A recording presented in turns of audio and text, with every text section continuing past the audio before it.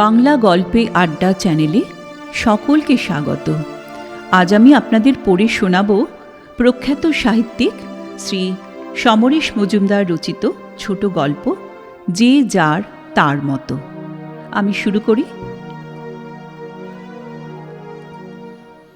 Office থেকে ফিরে চা খেয়ে পাজামা পাঞ্জাবি পরে পাড়ার আড্ডায় যাবে বলে পা বাড়াচ্ছিল সন্দীপ।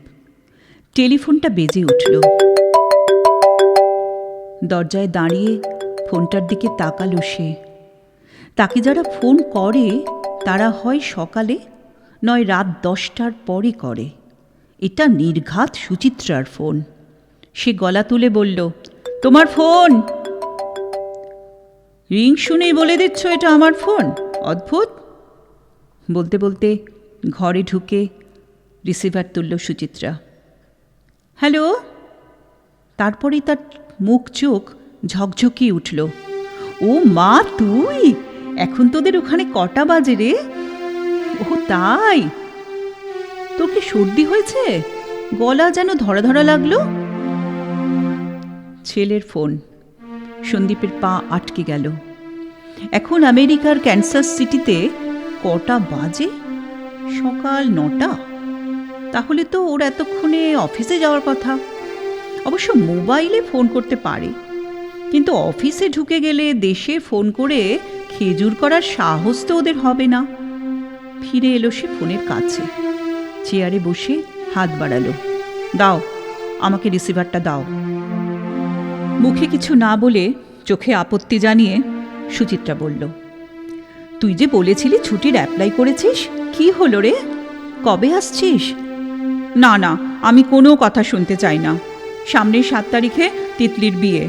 তোর মেজমাসি বারবার করে বলেছে তোকে আসার জন্য। অন্তত 1 মাস থেকে যা।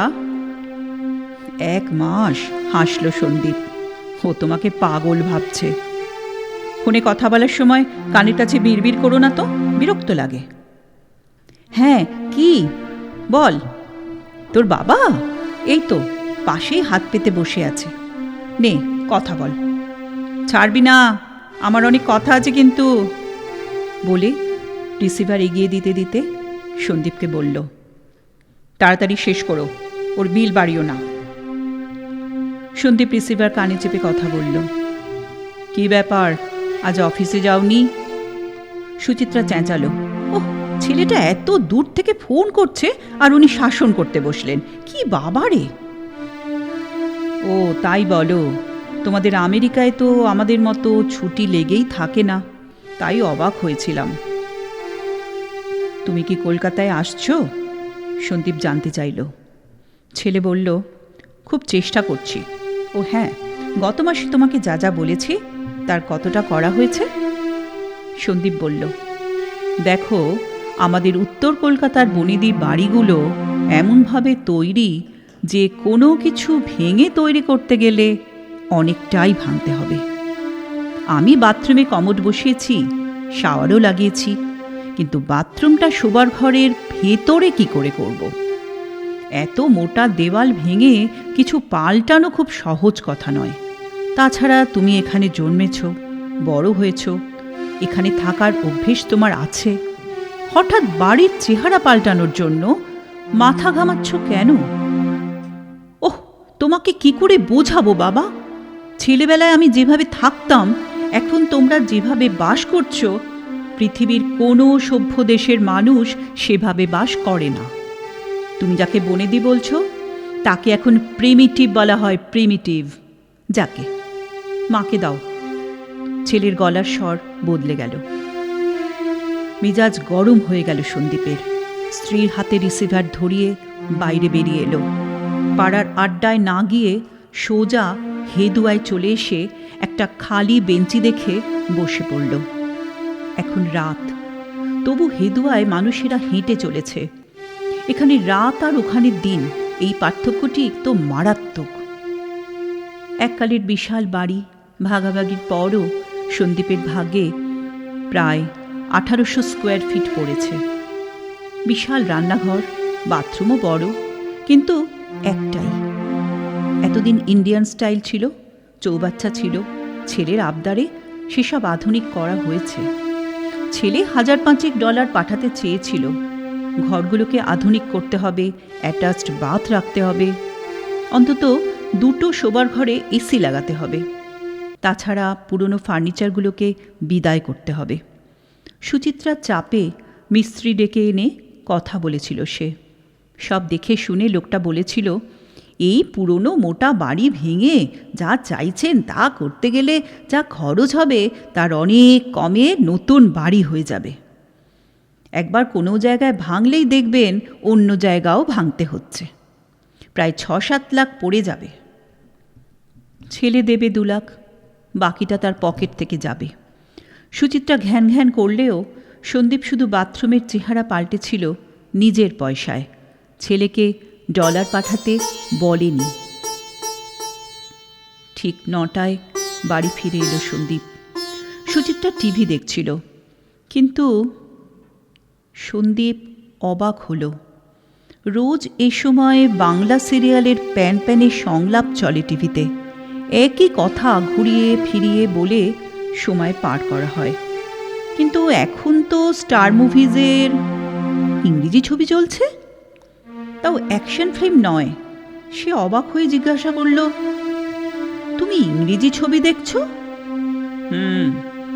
দেখছি। বুঝতে পারছো? সঙ্গে সঙ্গে সুচিত্রার গলা চড়ল। কি মনে করো আমাকে? হ্যাঁ, আমি বিএ পাশ করিনি? আমি অশিক্ষিত? আজকাল তোমার কথাবার্তা না অসহ্য হয়ে উঠছে। আচ্ছা, আমি নিজেই ওদের সব উচ্চারণ বুঝতে পারি না, তাই বললাম। বোঝার চেষ্টা করছি। হঠাৎ টিভি বন্ধ করে ঘর থেকে বেরিয়ে গেল সুচিত্রা। সকালে বাজার সেরে বাড়ি ফিরে সন্দীপ দেখল সুচিত্রা ঠাকুর ঘরে রয়েছে। অফিসের ম্যাগাজিনের জন্যে একটা লেখা শুরু করেছিল গতকাল সকালে, আজ সেটা নিয়ে বসল। কয়েক লাইন লেখার পর সুচিত্রা ঘরে ঢুকল পুজোর থালা হাতে নিয়ে। তাতে ফুল, চন্দন, ধান, দুর্ব।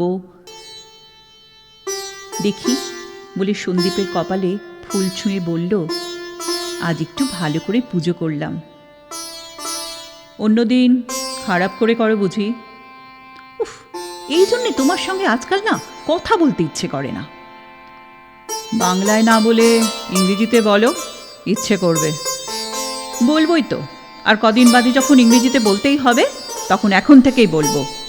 এখন থেকে বলবো না কেন বলো তো? বেশ ঝাঁঝিয়ে বলল সুচিত্রা। কদিন বাদে বলতেই হবে কেন? হঠাৎ পাল্টে গেল সুচিত্রা। থালাটা টেবিলে রেখে সন্দীপের কাঁধে হাত রেখে মিষ্টি হাসল। আগে বলো, তুমি রাগ করবে না? শক্ত হলো সন্দীপ। নিশ্চয়ই একটা আক্রমণ আসছে, আসুক, সে পরোয়া করে না। হেসে বলল, আমাকে যখন রাগী মানুষ বলে ভাবো তখন বলো না। তুমি আগে এমন ছিলে না, বলো, কথা দাও। আসলে তোমাকে বলবো না ভেবেছিলাম, আবার না বললেও খারাপ লাগছে। সুচিত্রা বলল, ঠিক আছে, বলেই ফেলো।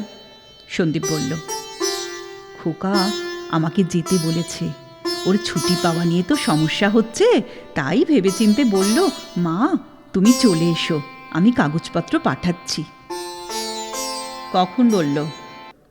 কাল তুমি কথা বলে চলে যাওয়ার পরে। তোমাকে একাই যেতে বলল?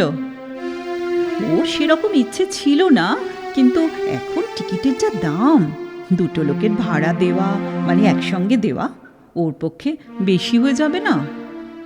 তা তো ঠিক, তবে আমার টিকিটের দামটা আমিই দিতে পারতাম। তা আমি জানি, কিন্তু দুজনে একসঙ্গে খালি বাড়ি ফেলে যাওয়াটা কি ঠিক হবে?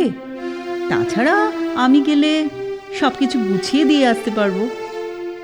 বুঝলাম, আমেরিকায় যাবে বলে ইংরেজি সিনেমা দেখছিলে। এখন থেকে না শিখলে ওখানে গেলে অসুবিধা হবে না? এক বিন্দুও না।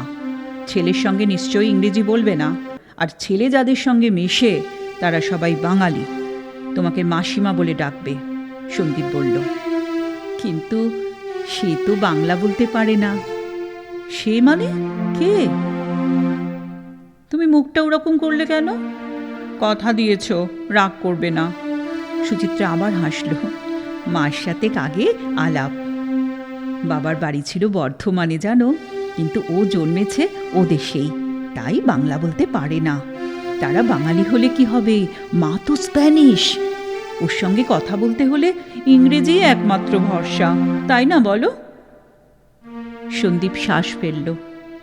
এই বাড়ি সে ভাঙতে দেয়নি, বাথরুমটাই শুধু বদলেছে।